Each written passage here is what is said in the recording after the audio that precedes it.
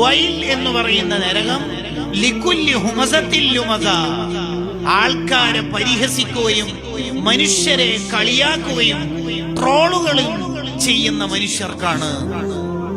ആ പരിഹാസത്തിന് വിവിധ രൂപങ്ങൾ ഇമാമികൾ പറയുന്നുണ്ട്.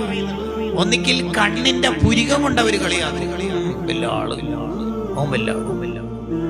അല്ലെങ്കിൽ ചിഹ്നങ്ങൾ കൊണ്ടായിരിക്കും.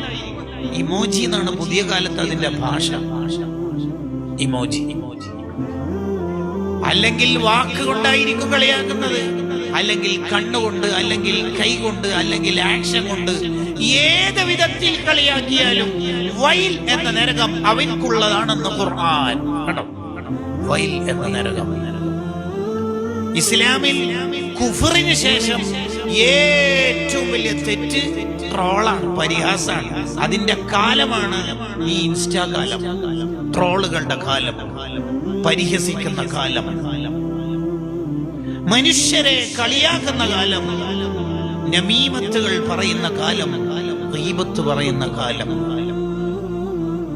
അതിനെ ഇമാമികൾ എങ്ങനെയാ പറയുന്നറിയോ?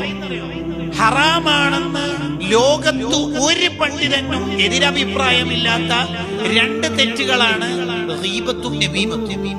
പക്ഷേ ലോകത്ത് മഹാഭൂരിപക്ഷ ആൾക്കാരും പെട്ടുപോകുന്ന രണ്ട് തെറ്റാണ് ഈ രണ്ട് തെറ്റെന്ന് ഇമാമുൻ നവവി റളിയല്ലാഹു അൻഹു എഴുതി വെക്കുന്നത് കാണാം.